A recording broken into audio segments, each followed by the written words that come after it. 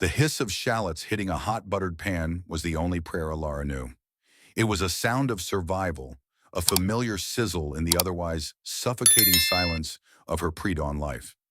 In the cramped kitchen of her small Brooklyn apartment, she moved with an economy of motion that spoke of years spent in high-pressure restaurant kitchens. But those days of chasing Michelin stars were a ghost, a distant memory from a life before her world had shrunk to the size of her younger sister Maya's illness. Now her culinary talent was confined to this tiny stage, creating meals for a sister whose appetite was as fragile as her health. Have you ever had a passion so strong it felt like the very core of your being? What is the one thing you do that makes you feel truly alive? Elara chopped herbs with a rhythmic, percussive beat, the fragrant scent of basil and thyme, a small act of defiance against the sterile, antiseptic smell of Maya's medications that seemed to cling to the air. The bills were a mountain, an avalanche of white envelopes that threatened to bury them both. Each day was a tightrope walk over a chasm of debt. For Maya, Elara would walk it without a net. Have you ever felt that you would do anything, absolutely anything, for someone you love?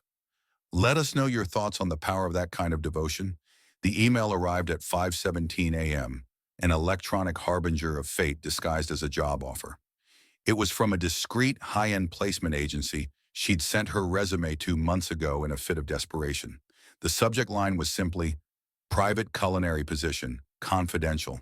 The offer was obscene, a 6-month contract as a live-in private chef. The salary was a figure so large it seemed like a typo, a number that could erase their debt, fund Maya's future treatments, and buy them a life they could only dream of. But the conditions were unnerving. The client was an ultra-high net worth individual who required absolute discretion. The contract would include an ironclad NDA. The position was at a remote private estate outside the city. For 6 months, there would be no contact with the outside world. No phone, no internet, no leaving the property. All communication with her sister would be handled through a designated, secure channel, managed by the client's staff. It wasn't a job. It was a form of gilded indenture. It was a deal with a devil she couldn't see. She spent the day in a state of agonizing indecision. It was a trap, a fantasy, a mistake. But as she watched Maya struggling to take a few sips of the broth she had so lovingly prepared, the choice became brutally simple. There was no choice. For Maya, she would walk into any cage. The interview was held in a sterile, windowless room in a downtown skyscraper. A woman with a severe haircut and a voice like splintering ice asked her a series of bizarre, hypothetical questions. If a client requested a dish with an ingredient you found morally objectionable, what would you do? How would you handle a medical emergency in the kitchen with no outside communication? It felt less like a chef's interview and more like a psychological evaluation for an astronaut. At the end, the woman slid a thick contract across the table. "Mr. Moretti values privacy above all else," she'd said. "His estate is his sanctuary. Your world, for the next 6 months, will be that estate. Are we clear?" Elara signed her name, her hand surprisingly steady. She was selling 6 months of her life, but she was buying Maya a future. A week later, a black car with tinted windows, as silent and final as a hearse, arrived to collect her. The drive out of the city was a journey into another world. The concrete jungle gave way to winding country roads, flanked by dense, ancient forests. They passed through a set of massive wrought iron gates, the name Villa Alba discreetly etched into the stone pillar. The driveway, a mile-long ribbon of crushed white gravel, snaked through a landscape so perfectly manicured it felt unreal. The estate was breathtaking. A modern fortress of glass, dark stone, and rich mahogany, it was built into the side of a hill, overlooking a private, mist-shrouded lake. It was a masterpiece of architecture, a testament to unimaginable wealth and a profound need for isolation. It was beautiful, serene, and the most intimidating place Elara had ever seen. She was shown to her quarters, a luxurious suite that was larger than her entire apartment, with its own small kitchen and a balcony overlooking the lake. It was a cage, but it was a cage of cashmere and marble. She didn't meet her employer for 2 full days. She was instructed to familiarize herself with the main kitchen, a sprawling, state-of-the-art culinary paradise that made her heart ache with professional joy. It was stocked with the best of everything, from a gleaming La Cornue range to a walk-in pantry filled with ingredients she had only ever dreamed of using. On the third evening, as she was prepping for a dinner she had been instructed to make for one, he appeared. He moved with a preternatural silence. One moment the kitchen was empty, the next he was there, leaning against the doorframe, watching her. He was the devil she had imagined, and he was devastatingly beautiful. Tall and lean, with the kind of sharp aristocratic features that belong to a fallen angel in a Caravaggio painting. He had dark, unruly hair that fell across his brow, and eyes so dark they seemed to absorb the light, revealing nothing. He was dressed in a simple black cashmere sweater and dark trousers, an attire of casual elegance that only served to highlight the coiled, dangerous energy he radiated. "You are Chef Elara," he said. His voice was a low, smooth baritone with a hint of a gravelly edge, a voice that could soothe or command with equal ease. "I am," she replied, her hand stilling on the knife she was holding. "And you must be Mr. Moretti." "Dante," he corrected her, his gaze intense, analytical. He walked into the kitchen, his movements fluid and confident. He didn't look at her. He looked at her hands, at the precise, methodical way she was dicing a shallot. "I trust the accommodations are to your liking." "They're more than adequate," she said, her tone carefully neutral. "Good," he said. He picked up a basil leaf from her prep station, rubbing it between his thumb and forefinger, releasing its scent. "Let me be clear about my expectations, chef. I do not eat for pleasure, I eat for function. My diet is specific.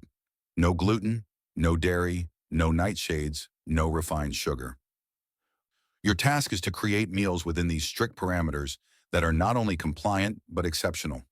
You are here to provide sustenance, but you are also here to provide a form of art. I expect perfection. In every dish. Every time. Is that understood?" His demands were those of a man with an iron will, a man who sought to control every aspect of his world, right down to the molecules of the food he consumed. "I understand," she said. His dark eyes finally met hers, and for a moment she felt as if he could see every fear, every hope, every secret she had ever held. It was an unnerving, invasive gaze. "I hope you do," he said, his voice dropping. "Because at Villa Alba, perfection is not a goal. It is the baseline for survival." He turned and left as silently as he had appeared, leaving Elara alone in the vast, gleaming kitchen, the scent of basil and a new palpable sense of dread hanging in the air. She looked at the perfectly diced shallots on her cutting board, then at her own trembling hands. She had made a deal with the devil, and now she was in his house, in his kitchen, and she had 6 months to learn how to cook for him, how to survive him. The first weeks at Villa Alba were a study in opulent isolation. Elara's world shrank to the polished steel and cool marble of the kitchen, the quiet luxury of her suite, and the winding garden paths she was permitted to walk in the late afternoons. The estate was run by a skeleton crew of silent, efficient staff who moved like ghosts, their faces impassive, their presence fleeting. They were professionals, experts in the art of being invisible. The only constant, other than the ever-present, unseen security, was Dante. He was a phantom in his own home, a man who seemed to exist in the spaces between moments. She would catch glimpses of him through the large kitchen window, a dark figure walking by the misty lake, lost in a world of his own. But his presence was most acutely felt in the food. He was a demanding, exacting critic, but not in the way a restaurant reviewer would be. He never sent a dish back. He never complained. His feedback came in the form of an empty plate, or a plate with a single uneaten component left behind. It was a silent, infuriatingly precise dialogue. A sprig of parsley left on the side of a plate meant the flavor was too aggressive. A piece of perfectly seared fish with only one bite taken meant the texture was slightly off. Elara found herself obsessed, lying awake at night, deconstructing every meal, trying to understand the palate of this enigmatic man. It was the most difficult culinary challenge of her life. He wasn't just a client with dietary restrictions. He was a puzzle she was compelled to solve. Her professional pride, the very core of her identity as a chef, was on the line. She began to cook for him not just with skill, but with a fierce, analytical intent. She learned that he preferred earthy, grounding flavors, wild mushrooms, truffles, roasted root vegetables. He disliked anything overly acidic or sweet. His palate was disciplined, ascetic, almost mournful. The food he required was the food of a man at war with his own body or his own soul. Slowly, she began to win. The empty plates became more frequent. One evening, she prepared a simple, deeply flavorful wild mushroom risotto, using a gluten-free ancient grain and a rich, homemade vegetable broth instead of cream. The plate came back to the kitchen so clean it looked as if it had been polished. A small, silent victory, but it felt like winning a war. That night, he appeared in the kitchen as she was cleaning up. He didn't speak for a long time, simply watching her, his dark eyes shadowed and unreadable. "The risotto," he said finally, his voice a low rumble. "My mother used to make one like it." It was the first personal detail he had ever shared, a tiny crack in his marble facade. The mention of his mother, spoken in the past tense, hung in the air, filled with a profound, unspoken grief. "It was her favorite," Elara found herself saying softly. "My mother, I mean. She taught me how to make it." A flicker of something, surprise, connection, passed between them. It was a fleeting, dangerous moment of shared humanity. Dante seemed to realize it a second too late, and the mask of cold indifference slammed back into place. But the crack was there. A seed had been planted. He started coming to the kitchen more often, not just to give feedback, but to watch her cook. He would lean against the massive center island, a glass of dark red wine in his hand, and observe her with a silent, unnerving intensity. The first few times it made her hands shake. But she was a professional. She learned to block him out, to focus on the rhythm of her work, the dance of her knife, the sizzle of the pan. Their conversations began, stilted and cautious at first, always with the food as a buffer.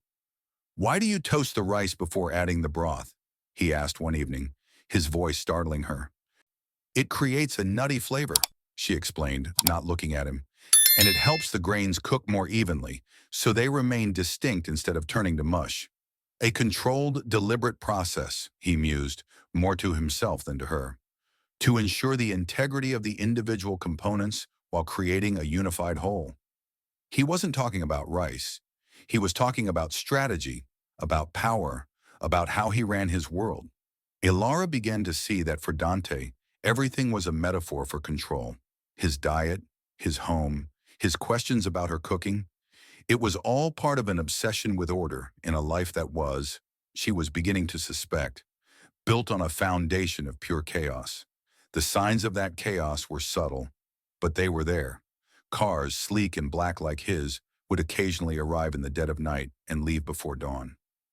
She would sometimes see men with hard faces and watchful eyes speaking to him in low, urgent tones in the garden. And she was sure, more than once, that she had seen the distant glint of binoculars from the dense woods across the lake. They were not as isolated, as safe, as Dante wanted her to believe. One rainy afternoon, she was in the library, a vast two-story room filled with the scent of old leather and paper, searching for a book on historical culinary herbs. She pulled a heavy tome from a high shelf, and as she did, another, smaller book that had been wedged behind it fell to the floor. It was a photo album. She hesitated, knowing it was an invasion of his fiercely guarded privacy. But the temptation was too strong. She opened it. The album was filled with pictures of a younger Dante, a boy with the same intense eyes but a face full of a light and laughter that was now completely extinguished. There were pictures of him with a man who had his same aristocratic features, his father, and a woman of a stunning, ethereal beauty, with a warm, loving smile, his mother, the lioness from the story Kalen had told. No, this was a new story. The woman was Dante's mother. In many of the photos, there was another boy, slightly older, with a wild, rebellious energy.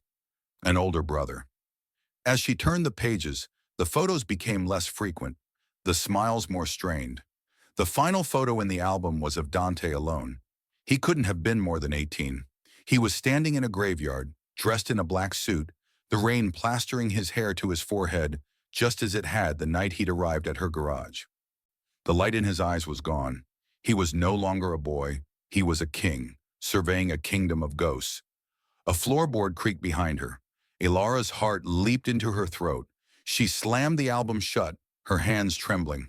It was Dante.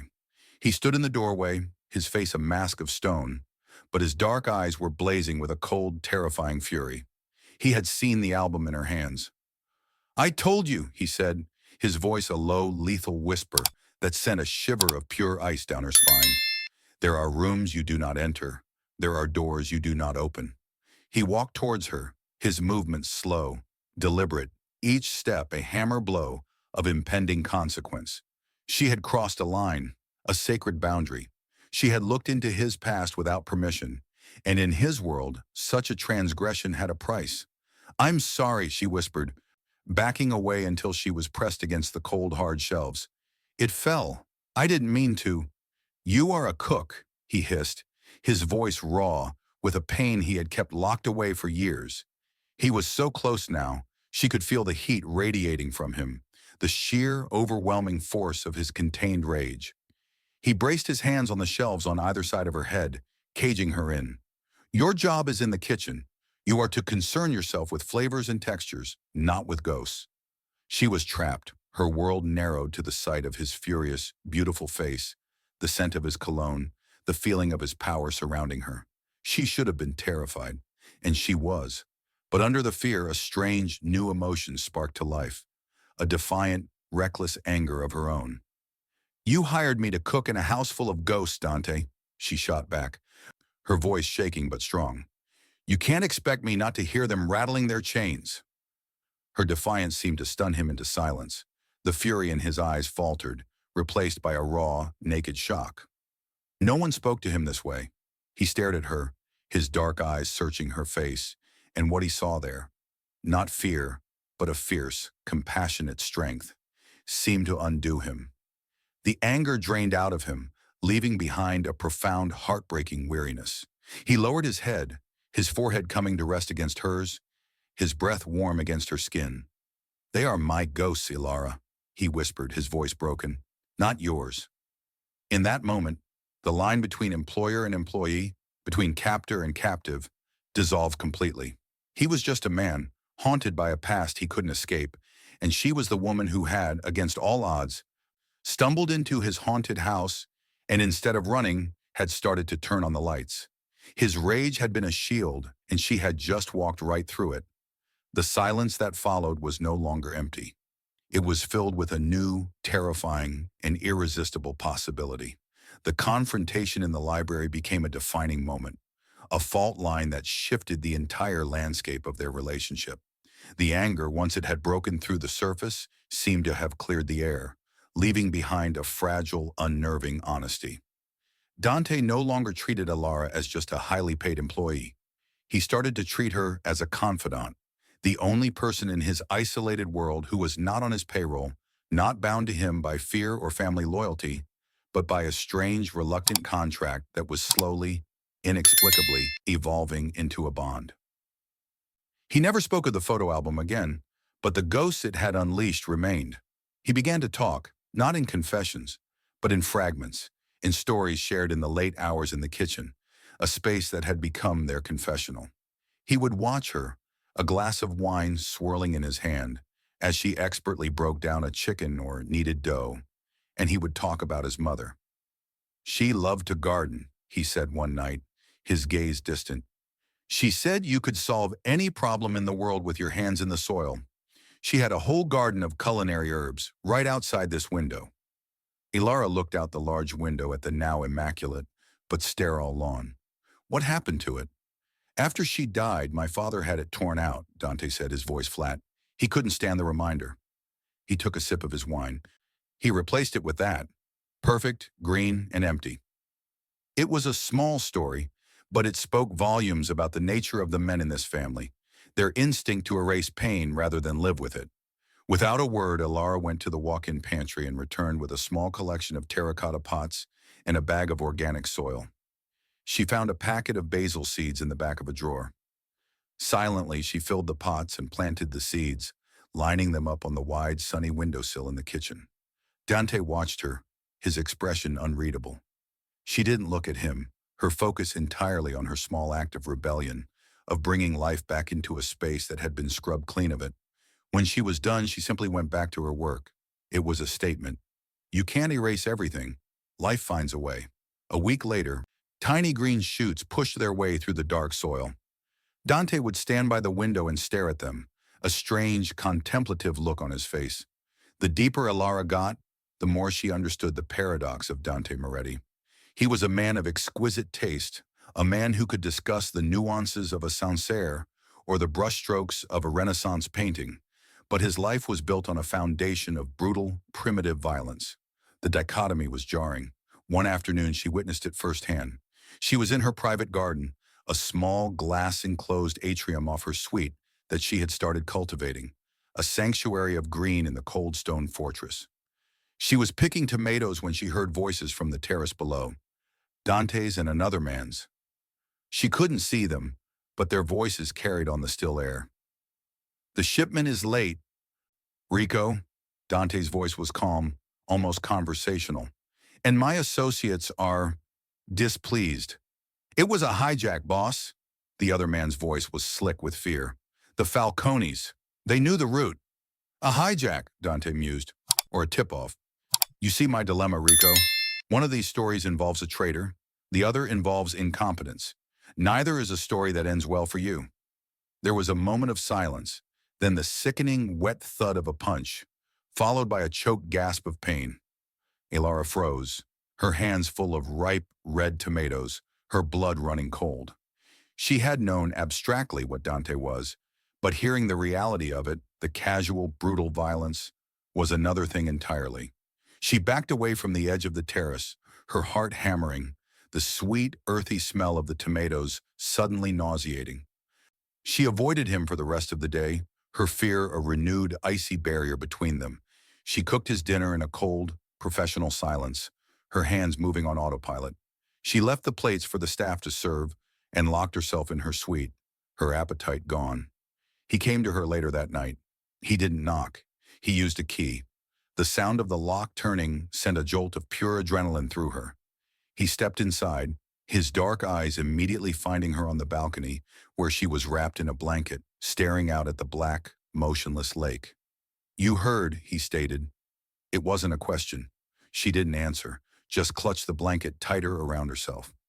He walked out onto the balcony, the chill night air doing nothing to cool the sudden, suffocating tension between them. "That is my world, Elara," he said, his voice quiet, devoid of apology.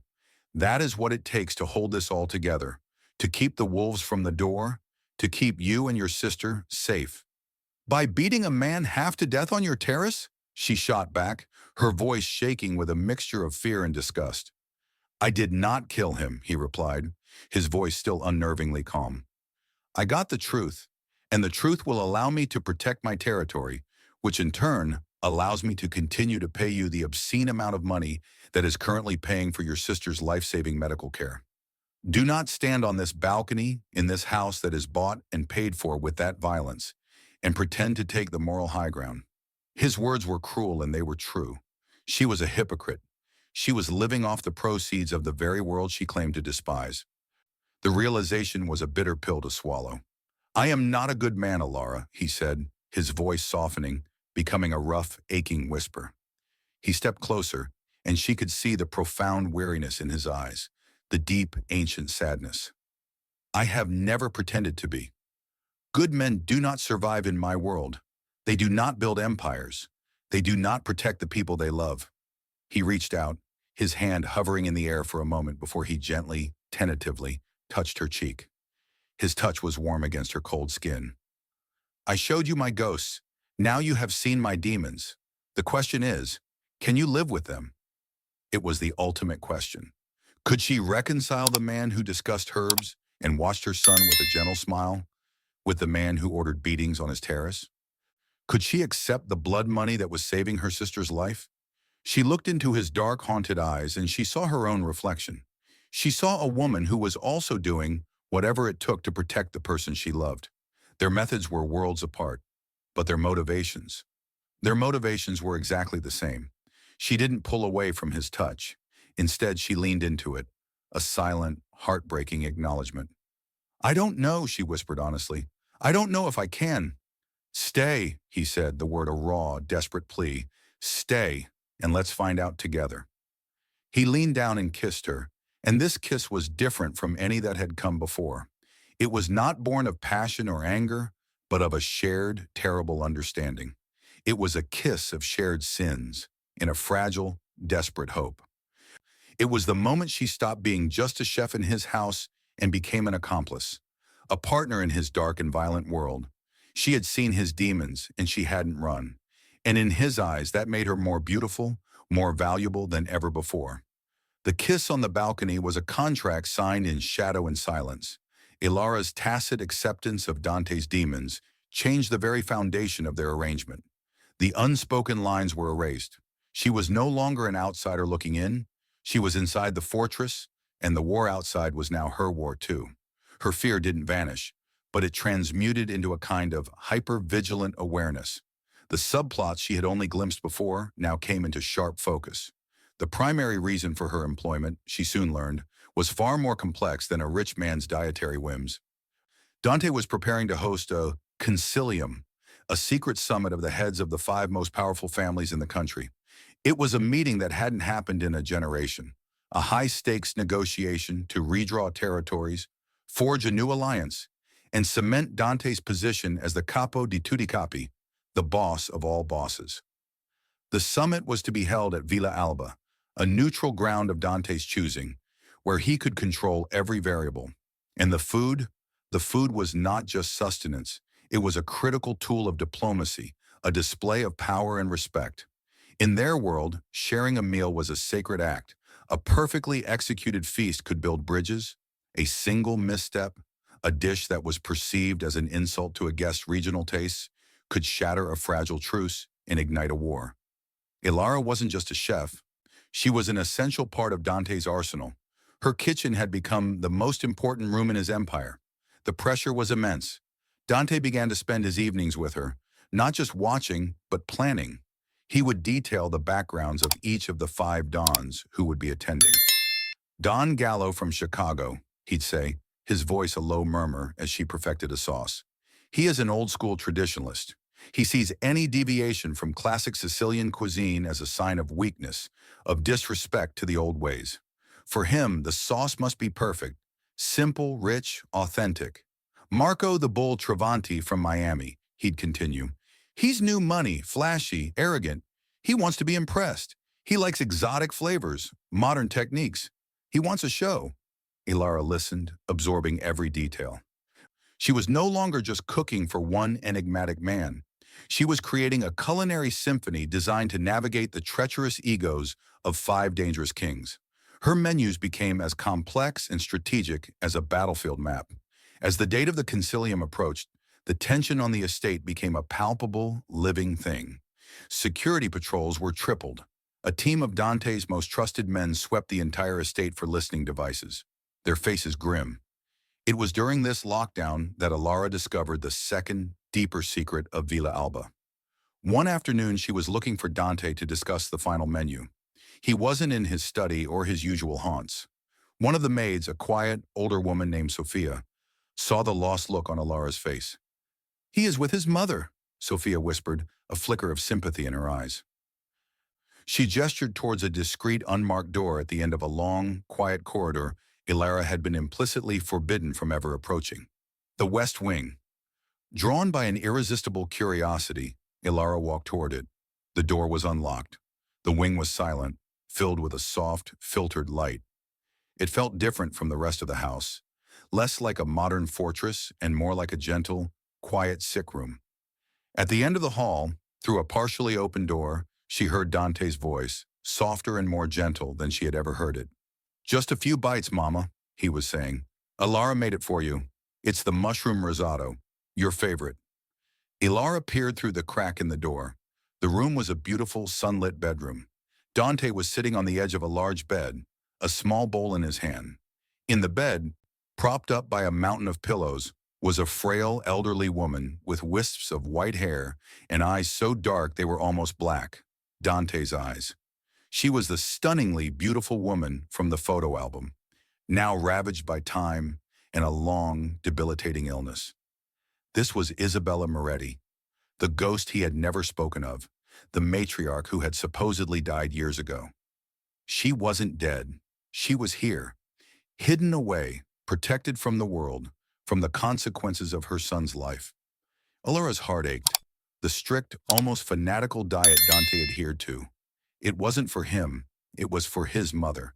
He had been testing Elara for months, ensuring she could master the complex dietary requirements, ensuring her food was perfect, safe, before he would allow her to cook for the one person in the world he was truly vulnerable to. Her entire employment had been a trial, a test of her skill and her trustworthiness. She backed away from the door, her mind reeling, her heart filled with a new profound understanding of the man, his entire empire, his ruthless control, his violent world. It was all a fortress he had built around this one, fragile, beloved woman. The knowledge changed her. Her mission was no longer just a professional challenge. It was a sacred trust. The night before the Dons were scheduled to arrive, the fragile piece of the estate was shattered. Elara was in the main pantry, doing a final inventory of the pristine, hand-selected ingredients that had been flown in from all over the world. As she checked a crate of prized San Marzano tomatoes, her finely honed chef's senses picked up something wrong. A faint, almost imperceptible chemical smell. Something acrid and out of place. She examined the crate more closely. On the underside of one of the wooden slats, she saw a dark, oily stain. It hadn't come from a rotten tomato. Her blood ran cold. She knew with a certainty born of pure instinct what it was. A subtle, slow-acting poison designed to taint the food, to bring sickness and suspicion into the heart of the concilium. It was an act of sabotage. The Falcones. They were the one rival family not invited to the summit. A family Dante was in the process of crushing. This was their desperate final move. She now faced the same choice she had on the balcony, but 1,000 times more dire. She could ignore it. She could pretend she hadn't seen anything.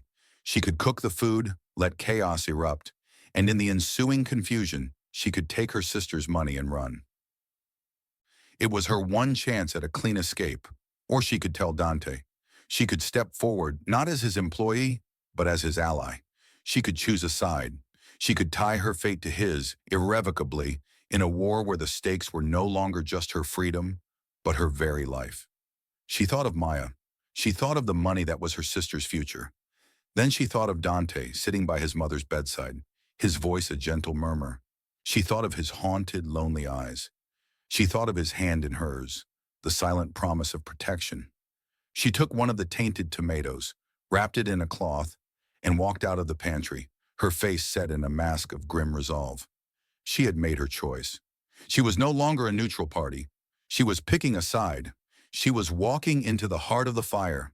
She found Dante in his study, staring at a map of his world. "We have a problem," she said, her voice clear and strong. She placed the tomato on his desk. "Your war has come to my kitchen." Dante's reaction to the poisoned tomato was terrifying in its stillness. He didn't rage, he didn't shout. A profound, lethal calm settled over him, the kind of quiet that precedes an earthquake. He picked up the tomato, his dark eyes examining it with a chilling, forensic intensity. The air in the study grew cold, the silence so absolute that Elara could hear the frantic beating of her own heart. "Where?" he asked, his voice a low, flat whisper. "The crate of San Marzanos." "Delivered this afternoon," she replied, her own voice a testament to the control she was forcing upon herself. "The supplier was new, one your usual man recommended because he was unavailable." Dante's jaw clenched. A compromised supply chain, a classic, predictable move. He looked at her, and the coldness in his eyes was replaced by a flicker of something else, a deep, profound respect. "You have good instincts, Chef. Most would have missed it. You saved us all from a very unpleasant dinner." He crushed the tomato in his fist, its red pulp and seeds dripping onto the polished mahogany of his desk like blood. "They wanted to create chaos," he mused, "to turn the families against each other at my own table, to make me look weak, unable to guarantee their safety, even in my own home." He looked up at Elara, a slow, dangerous smile touching his lips. "They have made a grave miscalculation. They have mistaken my hospitality for a vulnerability. And they have underestimated my chef." In that moment, the dynamic between them crystallized. She wasn't just his cook or his confidant, she was his partner, his first line of defense. Her kitchen was the battlefield, and her senses were his early warning system. "The concilium will proceed as planned," he declared, his voice ringing with a newfound ironclad authority. "We will not show fear. We will not change a single detail, but we will change the guest list." The plan they devised together was a masterpiece of psychological warfare, a trap laid with cutlery and fine china. Elara's role was central. She would prepare the feast exactly as planned, a symphony of flavors designed to honor and impress the five powerful dons. But one course, the main pasta dish featuring the San Marzano tomato sauce, would be her weapon. The day of the concilium, Villa Alba was transformed. The quiet, isolated estate became the epicenter of the underworld's power. A procession of armored limousines snaked up the long driveway, each delivering a king to Dante's court. The air was thick with tension, with the weight of old rivalries and fragile new alliances. Elara had never felt such pressure. Her kitchen was now guarded by Dante's most elite men. Every ingredient, every pot, every pan was inspected. She moved through the chaos with a calm, focused intensity, her team of hand-picked sous chefs brought in under heavy guard, following her every command. She was a general, and this meal was her magnum opus. The dinner began. Each course was a work of art, a diplomatic triumph. The old-school Don Gallo praised the simple, perfect flavors of his appetizer. The flashy Don Travanti marveled at the modern, daring presentation of his. Elara, watching from a small monitor connected to the dining room, felt a surge of pride. She was speaking a language these men understood, the universal language of respect communicated through food. Finally, it was time for the main course. The pasta. The staff, all of them, Dante's most trusted men disguised as waiters, served the dish. 6 plates had the pure, untainted sauce. The 7th plate, the one placed in front of Don Falcone, who had been given a last-minute surprise invitation to the summit, had a sauce made from the compromised tomatoes. It was not poisoned to kill, but to expose. Elara had, under Dante's guidance, neutralized the poison, but kept the chemical markers that would identify its source. As the dons began to eat, Dante rose from his seat at the head of the table, a glass of wine in his hand. "My friends," he began, his voice smooth as silk, "I am honored to have you in my home. It has come to my attention, however, that one among you does not share our spirit of brotherhood. One among you sought to turn this sacred table into a field of battle." A tense silence fell over the room. Don Falcone, a portly man with nervous, shifty eyes, had stopped eating, a small, dark stain from the sauce on his white napkin. Dante gestured to one of his men, who brought a small, sophisticated chemical testing kit to the table. "My chef," Dante continued, his dark eyes locking on Falcone, "has a most discerning palate. She noticed an impurity in some of our ingredients. A signature poison, I'm told, favored by the Falcone family." He took the napkin from Falcone's place and dipped a test strip into the tomato stain. It instantly turned a deep, incriminating blue. Gasps echoed around the table. It was undeniable proof. Falcone was caught, red-handed, in an act of unforgivable treachery in front of the most powerful men in their world. Falcone's face turned ashen. His fate was sealed. He had broken the sacred code of their world. There was no trial, no appeal. Dante simply gave a slight, almost imperceptible nod to his men. The justice that followed was swift, brutal, and silent. The concilium continued as if nothing had happened. The remaining dons now united, not just by a new alliance, but by the shared, chilling display of Dante's power and precision. He had not only defended his throne, he had fortified it with the blood of his enemy. Later that night, after the last Don had departed, after the alliance was forged and his empire was secure, Dante came to the kitchen. Elara was alone, wiping down the silent stainless steel counters. The adrenaline had faded, leaving her trembling with exhaustion and the moral weight of what she had done. He came and stood behind her, his presence a familiar comfort. He placed his hands on her shoulders, gently turning her around to face him. He looked down at her, his dark eyes filled with an emotion so profound it made her heart ache. "Tonight," he said, his voice a low, rough whisper, "you were not just a chef, Elara. You were a queen. You sat at my side, and you helped me win a war." He handed her an envelope. It contained a cashier's check for an amount that made her gasp, and a folder with a new passport, a new identity, and a plane ticket to anywhere in the world. "Your contract is fulfilled," he said, his voice flat, but his eyes told a different story. "You are free. I promised I would keep you safe. The only way to be truly safe is to be far away from me."